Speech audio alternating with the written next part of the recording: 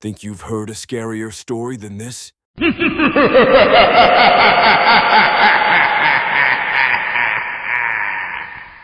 John had already been bored for an hour in the line at the city clinic.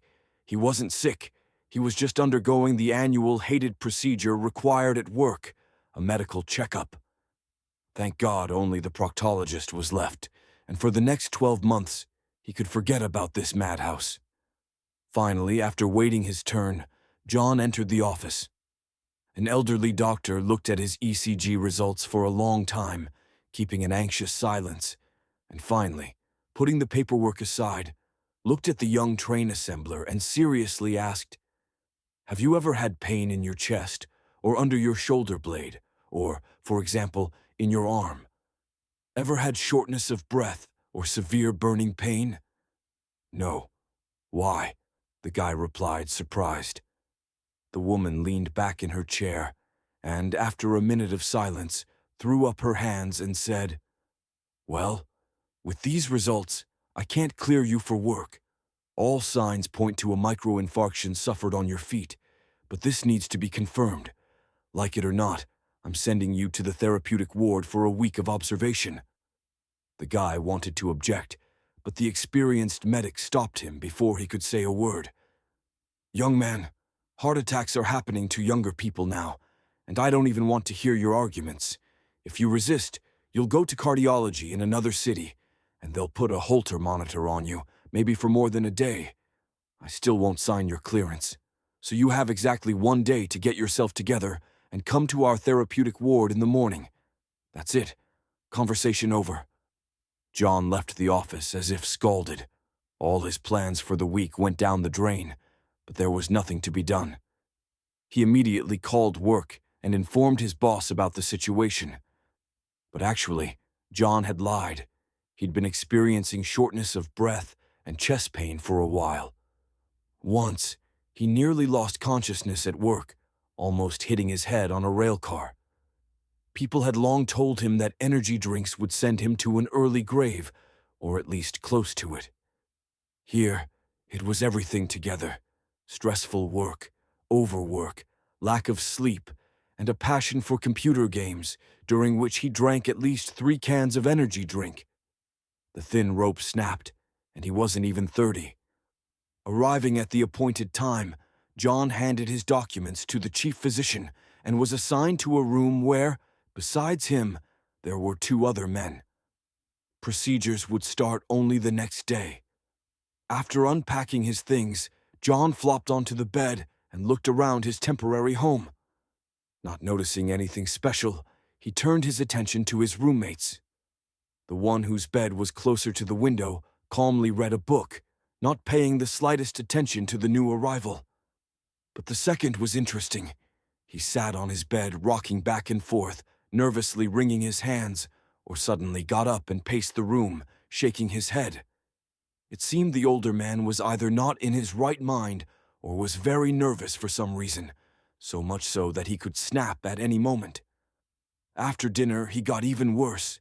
The man literally walked circles in the room, barely audibly whispering, "I'll die tonight. I'll die. It's all true. True." This was terribly unnerving. An hour before, lights out, a tall, dark-haired nurse entered the room with a glass of water in one hand and a couple of pills in the other. Despite her rather stern look, she spoke gently. "Victor Anthony, please sit down. I brought you a sedative. It will help you sleep calmly and well." The man instantly stopped his wandering, and after glancing first at his roommates and then at the nurse, he anxiously and almost in a whisper said, "I saw her. She came to me." At this, the woman laughed loudly, theatrically throwing her head back, then approached the patient and, gently stroking his shoulder, said, "Oh, come on, Victor Anthony. You're a grown man and still believe in that stuff. These are just local tales you've heard. Sometimes medicines can create quite realistic illusions. Take this. You'll soon feel calm and sleep peacefully. Don't fill your head with nonsense, especially such absurd things." The man obediently took the pills. The nurse praised him, wished everyone a good night, and left the room. The nervous man soon really became much calmer, almost phlegmatic, and half an hour later was peacefully asleep. But in the morning, he didn't wake up. John was awakened by a worried cry. The silent roommate, who had spent almost the entire previous day reading, was calling for medical staff. A minute later, a doctor and a nurse burst into the room. After trying to feel for a pulse and then checking the pupil reaction to light, the woman confirmed the death and, covering the face with a sheet, asked the patients to leave to the hallway. As soon as the men sat down on the sofa, the previously silent roommate looked at John and barely audibly said, "So it's all true."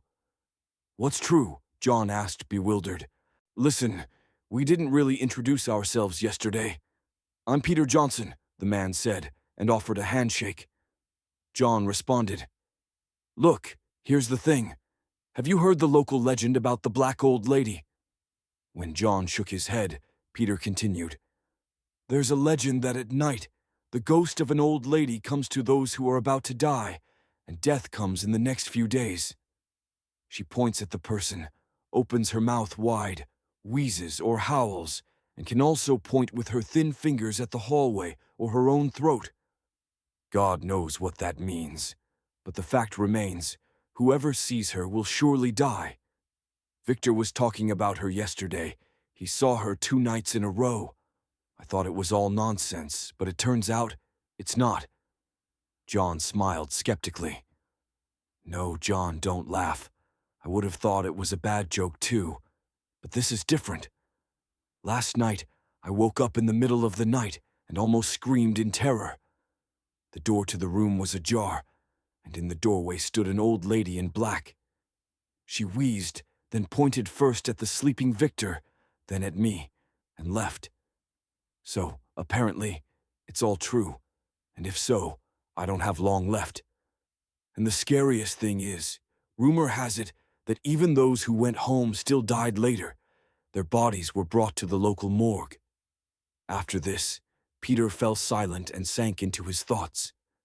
The closer it got to night, the more anxious Peter became. First, he, like the now deceased patient, started pacing in circles, then stared out the window, muttering something under his breath. Closer to lights out, he called his son.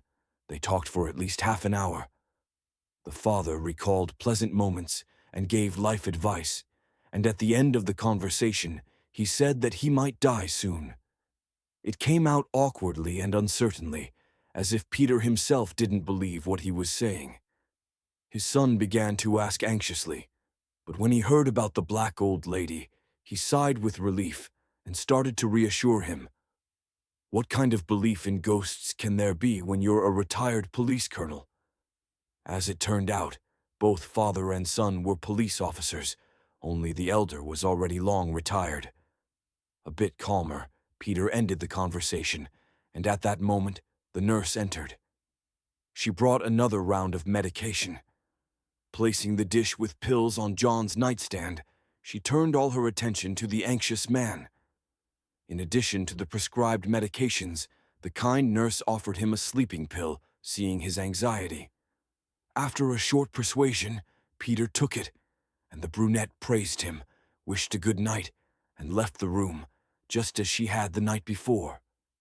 Watching his neighbor's anxiety and rapid psychological improvement, John forgot to take his own pills, and soon he too felt sleepy. He woke up before a réveil. It was already light outside, and the spring sun reluctantly filled the room with its warm light, driving away the night gloom. John looked at his neighbor, and a scream of horror stuck in his throat. The deathly pale man was frozen forever, staring fearfully at the ceiling. On the corners of his blue lips, stretched in a sarcastic and excessive smile, foam had dried, and his cold fingers, already stiff, gripped the hospital blanket, pulling it up to his chest and exposing his blackened feet. Peter had died in a strange pose, uncharacteristic of a heart attack or a repeat stroke, the reason he had been admitted to the therapeutic ward. Catching his breath and coming to his senses, John began to call for medical staff in fear, but unable to stay in the same room with a corpse, he quickly dressed and ran out into the hallway. At his cry, the same day nurse was already hurrying, and soon the chief physician and 2 orderlies came to their room. John sat on the sofa in the hall. He didn't want to see what was happening in there at all.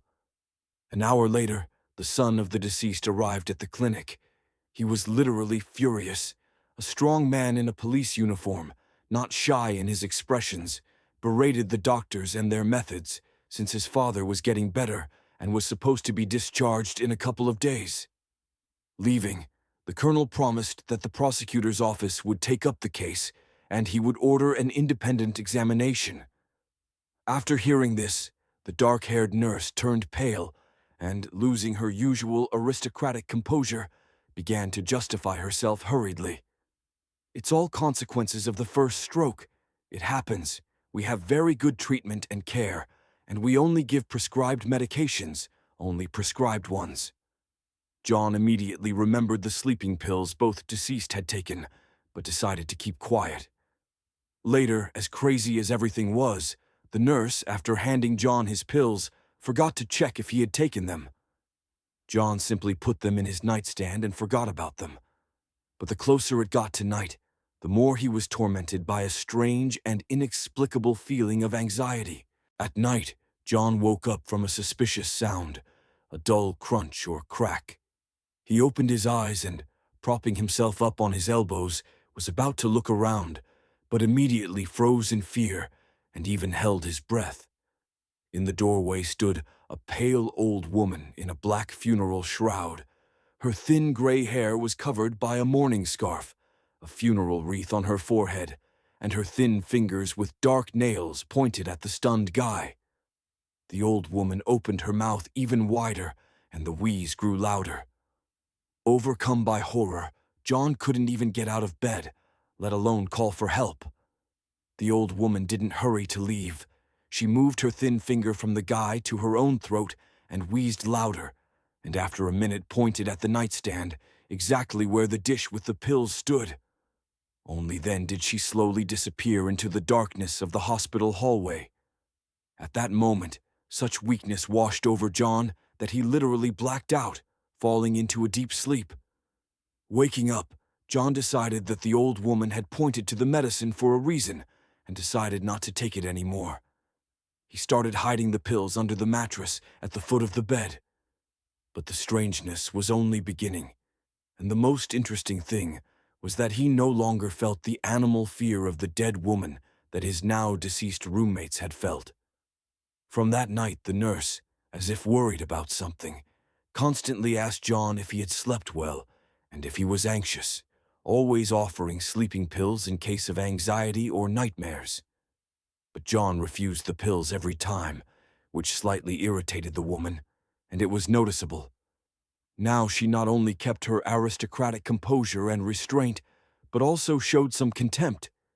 Every time she brought the pills, her lips twisted in a scornful grin, as if in front of her was not an unusual guy, but at least a drunk and smelly bum.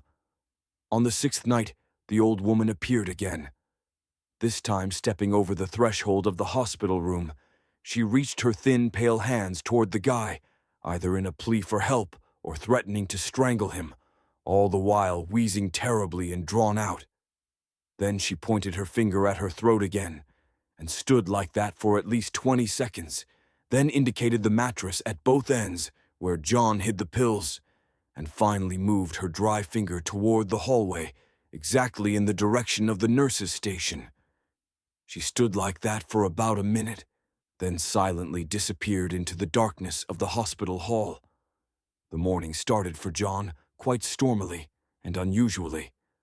The previously calm and cold nurse literally woke him up with a scream and almost threw the dish with the pills at him, ordering him to take them in front of her.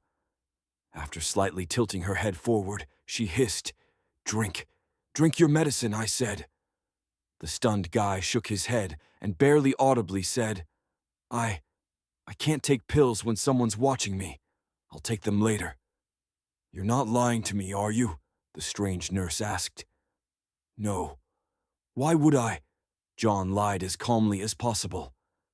"Stand up," the brunette suddenly shouted, but immediately pulled herself together, faked a smile, and continued. "Please get up. I need to check your nightstand and bed." "No," the guy snapped. After a moment of shock, he went on the offensive. "Why are you going through my personal things? Am I in prison or something? I'm in a regular clinic, aren't I? Don't you think you're confused?" But at that moment, the nurse lost all self-control. Pushing the patient aside, she began searching, throwing his personal belongings on the floor. Amazed, John simply stepped aside so as not to get in the way, deciding to complain to the chief physician as soon as it was over. But everything got crazier when the nurse found the hidden pills under the mattress. She literally went into a rage. Her aristocratically white face turned crimson, veins bulged on her temples and neck, and she, clutching the pills and trembling with anger, began to scream, "Oh, you little brat! You have to take them, have to!" Losing it, the crazed nurse knocked the guy down, intending to shove a handful of pills into his mouth all at once. A struggle broke out. The guy, clenching his lips tightly, turned his head in different directions and tried to shake off the madwoman, while she, pressing her whole body on him, poked the pills in his face and called him an ungrateful bastard and a little jerk. Soon they were rolling on the tiled floor like two fighting cats, although the guy tried hard not to hurt the medic, which couldn't be said about her. Disheveled and red with rage, the brunette managed to bite John's hand a couple of times and even pressed her finger into his eye to make him open his mouth. But youth and testosterone proved stronger, and, taking extreme measures, John kneed her in the stomach and pinned her to the floor to immobilize her. At that moment, law enforcement officers burst into the room. The frightened guy began to explain himself and tried to clarify the situation, but to his surprise, the police carefully picked him up and ordered him to stay put. A second later, handcuffs snapped on the nurse's wrists, and at the entrance to the room, the late Peter Johnson's son and a grim chief physician watched everything closely. 2 days later, John was discharged and successfully passed the repeat checkup. The black old lady never came again. A month later, he was invited to the local police station as a witness in the case of the killer doctors. As it later turned out in court, the day nurse had an unhealthy urge for murder and poisoned patients, while her sister, also a maniac, worked as a medical examiner at the hospital morgue. The bodies were sent there, and the relative wrote whatever was needed to cover up the crimes. The poisoner's first victim was a certain Mrs. Sidorova, an elderly woman who had suffered a stroke. The deadly debut went wrong. The pills didn't quite do their job, and the old woman had to be strangled, breaking her larynx. That's why the ghost wheezed and pointed at her throat. She appeared in a black shroud for a reason. The deceased belonged to an old believer faith where it was customary to bury in black. In the end, the poisoner got life, and her sister 10 years of hard labor. John stopped poisoning his body with all sorts of chemicals and began to lead a healthy lifestyle, but sometimes, in his nightmares, he still saw the ghost of the old woman, wheezing and pointing her thin finger at her broken throat.